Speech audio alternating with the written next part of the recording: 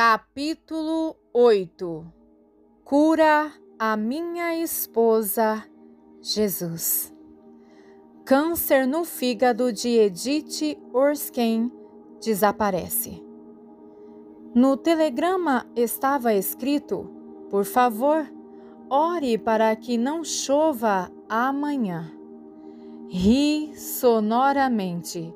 Os telegramas usualmente dizem: por favor, ore para a cura do câncer ou, por favor, ore pela cura de outra coisa, mas O telegrama chegou no sábado e no dia seguinte havia o culto dominical em Bantry. Aparentemente esperava-se de mim que eu tocasse no trono de Deus e pedisse que ele refreasse as nuvens de chuva de modo que não chovesse no dia do culto. Sentindo-me encurralada, só podia levantar os olhos para cima e dizer: Pai Celeste, Tu sabes tudo a respeito disso. Seja o que for que estiver envolvido, por favor, cuide de tudo. Este é o relato do modo maravilhoso de como Deus realmente cuidou de tudo em favor da família Orskine. Mais tarde, eu descobriria quem enviara aquele telegrama e por quê. Fiquei desesperada, disse Lois, a jovem filha casada de James e Edith Orskine. Mamãe estava no hospital morrendo de câncer. As autoridades do hospital tinham dito ao papai e a mim, 6 semanas antes de eu enviar o telegrama, que poderíamos tirar mamãe do hospital por algumas horas, somente o tempo suficiente para levá-la até um dos cultos que você realiza em Bantry, mas tão somente se houvesse bom tempo. Se chovesse, o risco dela se resfriar seria muito grande. Choveu 5 domingos consecutivos. Lois continuou dizendo, de modo que não podíamos levá-la. No entanto, mamãe piorava e sabíamos que logo seria tarde demais. Por isso, depois de visitá-la naquele sábado à tarde, passei no correio e lhe enviei aquele telegrama. Lois e seu pai tinham movido céus e terra para conseguir permissão do hospital em Tarentum para a senhorita Orskine se ausentar o tempo necessário para ir àquele culto. O pedido deles era totalmente contra os princípios normais e somente pela influência do Dr. Cross, que vira outros pacientes seus curados milagrosamente pelo poder de Deus, é que a permissão foi concedida. Em 5 noites sucessivas de sábado, Lois tinha ido de carro até o hospital a fim de pentear os cabelos da mãe e deixá-la totalmente pronta para o culto no dia seguinte, e em 5 domingos sucessivos pela manhã, James Orskine se levantara ao raiar a aurora e ia até Bantry para ficar na fila durante muitas horas a fim de garantir o lugar para a esposa quando Lois chegasse do hospital. E em cada um desses 5 domingos choveu 1 hora antes do início do culto. Daí você consegue entender por que aquele telegrama foi enviado. Quando Lois e o Sr. Orskine se levantaram naquele último domingo de manhã, a primeira coisa que fizeram foi olhar ansiosos pela janela. Sua visão foi saudada por um céu claro sem nuvens. Ficaram cheios de alegria. Obviamente, a oração para que houvesse um dia de tempo bom foi atendida. Enquanto James começava a viagem para Bantry, e Lois saía de casa para buscar a mãe no hospital, seus corações estavam cheios de gratidão a Deus. Finalmente, Edith conseguiria chegar àquele culto. Lois levou a mãe do hospital ao culto, conforme fora planejado, e o Sr. Erskine a trouxe de volta depois do culto. Assim que atravessou com segurança a porta do hospital, a chuva caiu pesadamente. Foi no começo da primavera de 1951 que pai e filha souberam que Edith estava com câncer no fígado. O Dr. Cross explicou: o fígado dela é semelhante à velha cortina de renda da sua avó. Mas o médico advertiu: façam o que quiserem, menos contar que ela está com câncer, senão ela entregará os pontos imediatamente. A verdade, no entanto, é que nada poderemos fazer senão administrar medicamentos para aliviar a dor. É possível que ela resista ainda algum tempo ou pode morrer rapidamente. Não há como prever isso. Nessa ocasião, ela estava com 32 quilos, um grande problema para quem já teve 77 quilos. Poucas semanas antes de Edith ser hospitalizada, ela e Lois tinham começado a frequentar os cultos no Salão Carnegie. Foi ali, diz Lois, que a senhorita Kumar me ensinou o valor do jejum e explicou que era uma expressão do fervor das nossas orações. Lembro-me de certo culto específico em que ela citou o rei Davi de Israel como exemplo. Explicou que, após as suas orações, ela se prostrava em humilhação e desprendimento e que nesta atitude estava a força de suas orações. Ela disse também como ele se dedicava intensamente à devoção e às petições e não sentia fome. Agora, com a mamãe tão desesperadamente doente, continuou Lois, tudo quanto a senhorita Kumar já dissera a respeito do jejum voltou à minha mente. Mamãe realmente não poderia morrer. Eu tinha 3 irmãs mais jovens que necessitavam dela. 3 menininhas que precisavam dos ensinos da mãe, que precisavam do seu amor, de um lar. Se havia uma hora apropriada para o jejum, a hora era essa.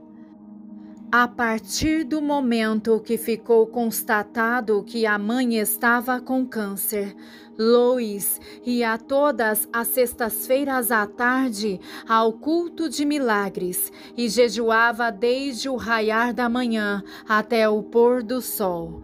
Ela não pensava nela mesma quando implorava diante do trono de Deus, pedindo a recuperação da sua mãe, mas sim, nas suas 3 irmãzinhas em casa. Quando soube que elas também estavam jejuando durante o dia inteiro, todas as sextas-feiras, sentiu-se comovida e tocada.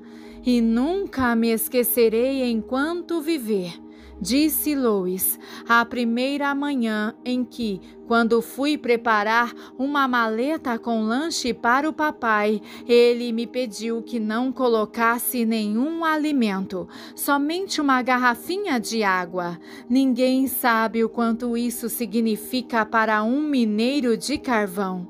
Somente quem já trabalhou nas minas sabe como é trabalhar sob a terra durante horas sem comer. Durante 5 longos dias, James Erskine desceu nas minas de carvão Ford Collier, levando como lanche somente água, mas nenhuma só vez pensou nisso como um sacrifício. Em nenhuma ocasião disse estar com fome. Nunca passou por seus lábios uma palavra de reclamação. Ele acreditava que Deus curaria a sua esposa. Ele acreditava em um Deus que não mente. Aqueles dias foram árduos para James. Ele cuidava sozinho das 3 crianças, cozinhava, limpava, lavava e passava as roupas delas. Ia do serviço para a casa verificar como elas estavam, retornava ao trabalho e depois voltava para a casa novamente, a fim de preparar o jantar. E então ia ao hospital, onde usualmente ficava até a meia-noite, e às vezes passava ali a noite toda. Com frequência, diz sua esposa, quando eu abria os olhos, eu o via de joelhos ao lado da minha cama. Edith, por mais doente que estivesse, se alegrava e se regozijava ao vê-lo louvar a Deus, pois isso era uma experiência inteiramente nova e maravilhosa. No início, a família Erskine não se conscientizou de quão maravilhosamente Deus a conduziria como família, passo a passo, preparando-a e aguardando que todos estivessem preparados para o milagre que seria operado em favor de Edith. Papai sempre tinha sido um bom pai, disse Lois, mas estava longe de ser um homem de fé. Nunca frequentava a igreja e eu, como filha, não consigo lembrar de vê-lo abrir a Bíblia. Sem dúvidas, James Erskine recebera a educação religiosa quando menino, pois seu pai tinha sido um cristão dedicado que acreditava implicitamente na cura divina. Mas, embora tivesse sido criado na fé completa, havia muito tempo que perdera o interesse por tudo que era religioso. O Sr. Erskine muitas vezes se perguntava por que sua filha frequentava os cultos no Salão Carnegie e o que poderia ser tão maravilhoso a ponto de justificar que alguém permanecesse em pé durante 5 horas seguidas, conforme ela sempre fazia, quando não conseguia um lugar. Certo dia, para satisfazer a sua curiosidade, ele resolveu conferir por conta própria. De modo informal, como quem não quer nada, ofereceu-se para acompanhá-la. Foram juntos em direção ao auditório, mas ao chegarem em frente às portas, James mudou de ideia. Recusou-se totalmente a entrar no edifício. Realmente não queria chegar tão perto de qualquer coisa que fosse religiosa, diz agora, lembrando-se com um sorriso. Irritado consigo mesmo por ter feito a viagem, pensou em voltar para casa, mas decidiu que seria melhor esperar Lois.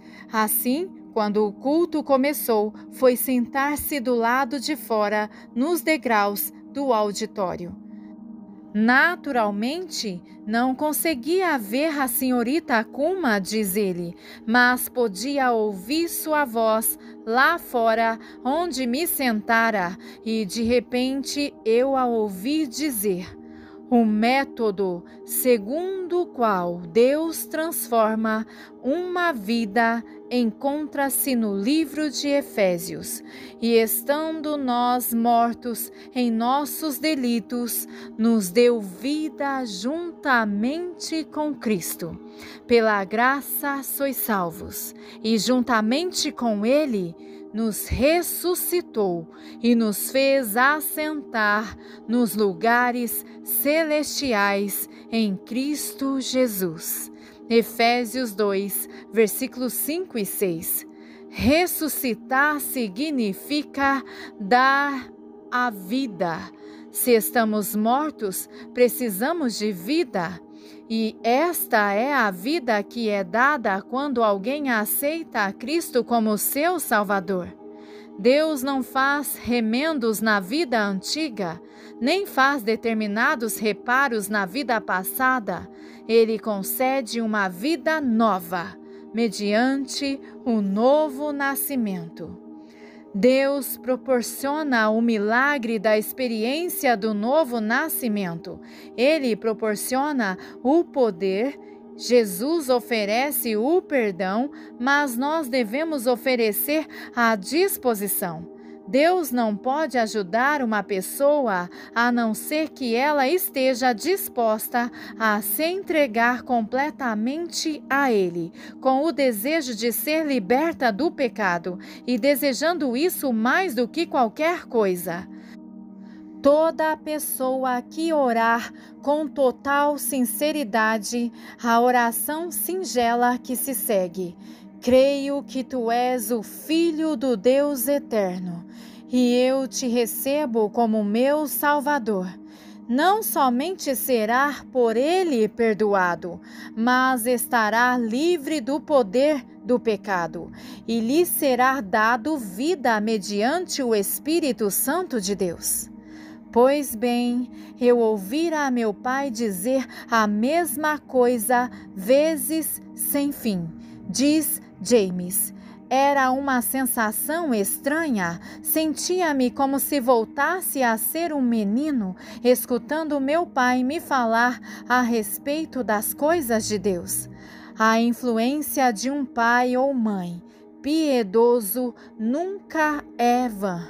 Sentado ali nos degraus do salão Carnegie, escutando uma voz cuja dona não era visível, que de modo curioso para ele se tornou como a voz de seu pai, James Erskine reviveu a sua juventude e relembrou a morte do seu pai muitos anos antes.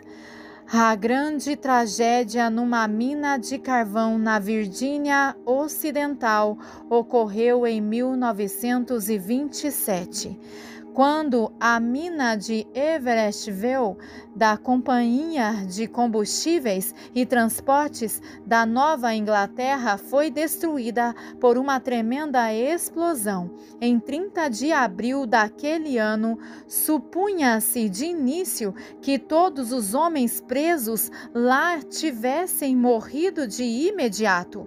No entanto, essa teoria foi dissipada quando foram achados os 3 últimos cadáveres, dos quais um era o pai de James. Em uma maleta foram encontrados recados rabiscados dirigidos à esposa de um dos mineiros encurralados. Esses recados estavam escritos num único papelzinho. Talvez não houvesse outro disponível dentro da mina. Foram escritos num derradeiro fôlego de vida. As palavras provinham do coração e mente de um homem moribundo. 20 de abril, horário 6h20. Querida esposa, ainda estou vivo, mas o ar está muito ruim. Ah, como amo você, Mary. Pai querido, partirei em breve. Estamos sentindo muito frio e o ar que chega é nocivo, pois estamos do lado onde o ar retorna depois de passar pela mina inteira. Nós nos encontraremos com todos vocês no céu. Temos bastante tempo para fazer a paz com o Senhor. Assinado H. Russell. Logo estaremos partindo desse mundo. Fique nos Estados Unidos e ofereça um lar para os nossos filhos. Sinta-se livre para se casar de novo e que Deus lhe abençoe e aos nossos filhos. Assinado H. Russell. Tenho paz com Deus. E querida Mary, conte a papai que fui salvo. Também a família Erskine. Não estamos sentindo nenhuma dor. Procure permanecer na Virgínia Ocidental. Transmita meu amor aos filhos. Assinado Russell. Estamos indo ao céu. Temos bastante tempo para fazer as pazes com o Senhor. Assinado HR. Estamos ficando fracos. Nossos corações batem depressa. Adeus a todos. Assinado HR. 1000 lembranças passavam rapidamente pela cabeça de Jamie Erskine, enquanto estava sentado ali nos degraus do Salão Carnegie, e ele sabia, melhor do que qualquer pessoa, que não estava pronto para se encontrar com o seu Deus. Sentado naqueles degraus do auditório, James se lembrou vividamente das horas que seu pai passara lhe contando a respeito do amor e misericórdia de Deus. Lembrava-se como seu pai lhe dizia: viva com Deus, filho, e conhecerá durante toda a sua vida a paz que excede a todo o entendimento. E, mais do que tudo, ele lembrava das orações feitas por seu pai para que seu filho recebesse a experiência da salvação. Nesse momento de tantas lembranças, despertadas por uma voz que repetia verdades quase esquecidas e em grande medida descartadas, alguma coisa aconteceu com James. Naquela mesma hora, as orações do seu pai, talvez as mesmas orações proferidas naquela mina antes da chegada da sua última hora, foram atendidas. Os anos se passaram, mas Deus nunca se faz de surdo diante das orações de um homem sincero. Muitas águas tinham rolado debaixo da ponte, mas Deus nunca se esquece. E naquela tarde, 24 anos mais tarde, Deus atendeu a oração de um homem piedoso em favor da salvação do seu filho. Enquanto eu a ouvia naquele dia, diz James, fiquei de repente faminto por Deus. Deixara de frequentar a igreja 18 anos antes, mas agora queria voltar. Durante aqueles anos, bebi muitas bebidas alcoólicas de dia e de noite, e embora eu sempre conseguira sustentar a minha família, gastava uma soma muito grande nessas bebidas, às vezes até mesmo $40 em um fim de semana. Oprimiam-me as lembranças das minhas bebedeiras e de todos os meus outros pecados, e de repente eu queria, mais do que qualquer outra coisa, ficar livre de todos eles. Bem ali, naquele momento, curvei a minha cabeça e pedi que Deus me perdoasse. Sentado naqueles degraus, entreguei o meu coração e a minha vida a Cristo.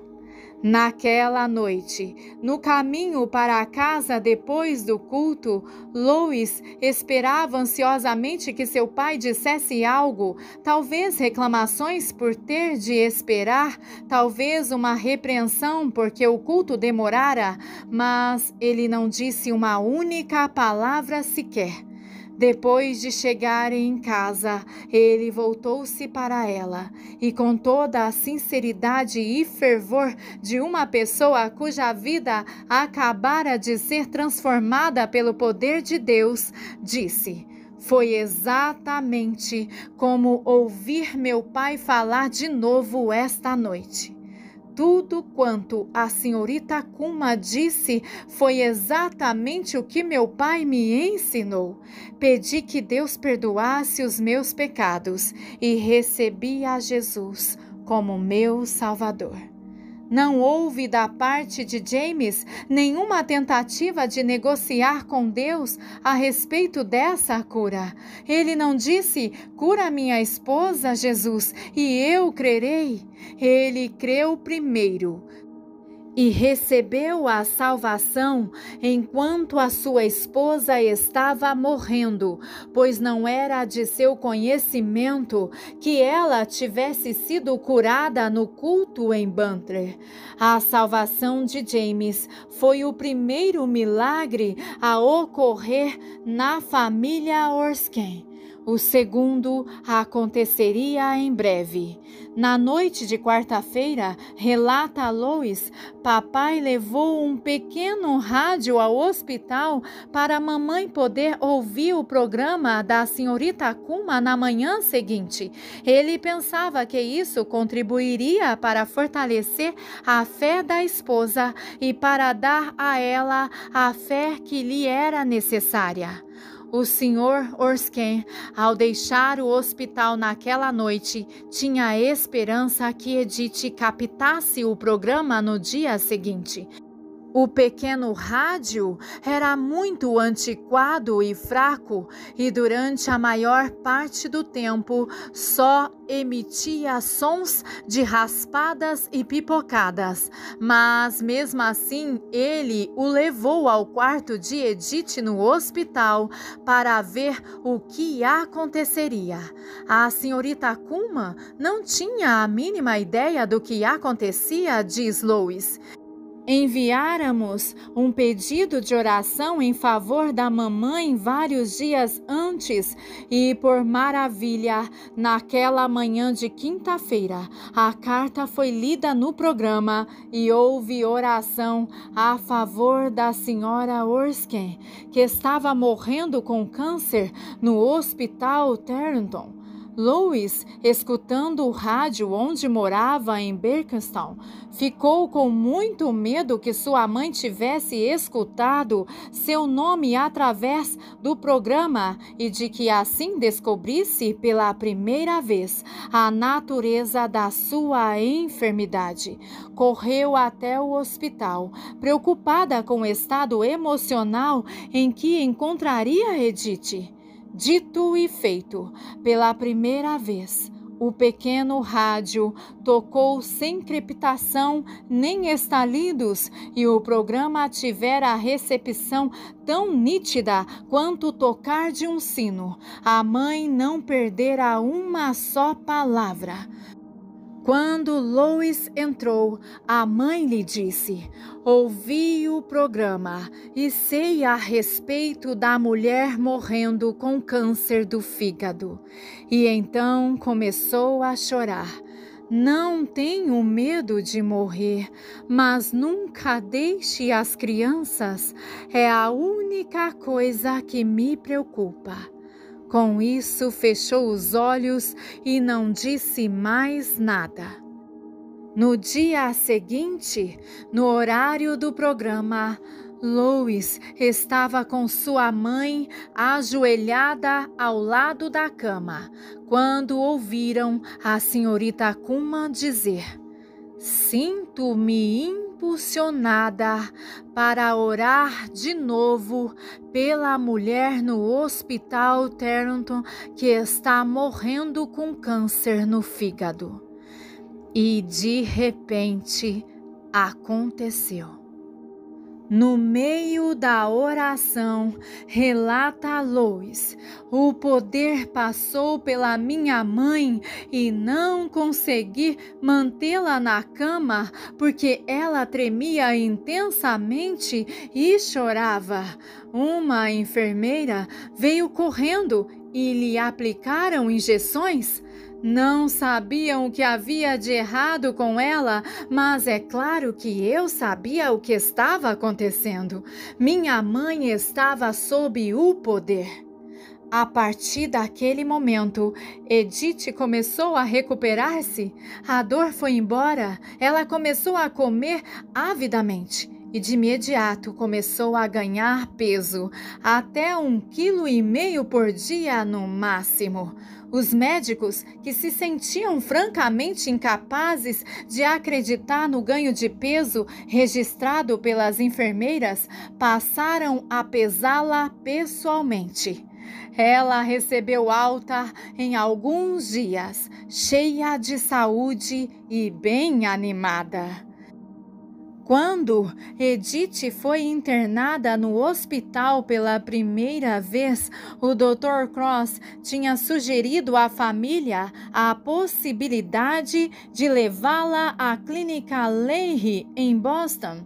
E se os médicos ali achassem ser apropriado, poderia fazer-se uma cirurgia na esperança de salvar a sua vida. Tinham sido combinados os pormenores, mas quando o quadro clínico de Edith agravou-se, a viagem a Boston e a possível cirurgia, obviamente, ficaram fora de cogitação. Agora, no entanto, a situação era diferente. A senhora Orskes parecia estar curada. Conforme o Dr. Cross diria posteriormente, certamente aquela mulher pregadora deve possuir algum dom. No entanto, em termos médicos, era impossível semelhante cura.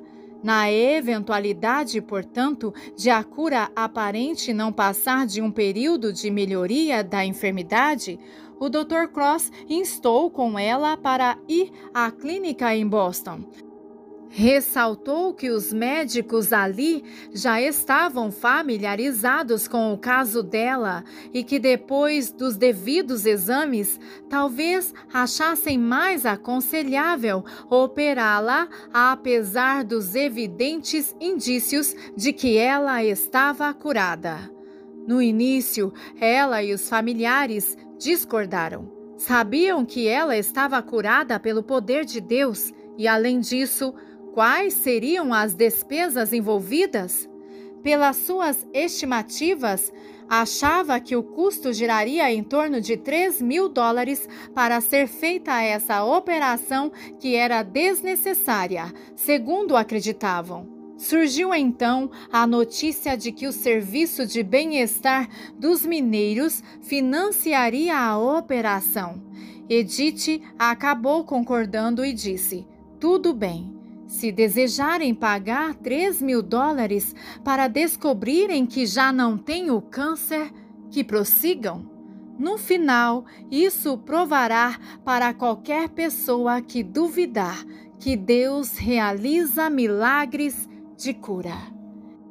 Edith foi levada a Boston pelo marido, que ficou com ela durante o período inteiro, embora faltasse 19 dias ao serviço. Devido às circunstâncias extraordinárias do caso, o próprio Dr. Leahy fez a operação.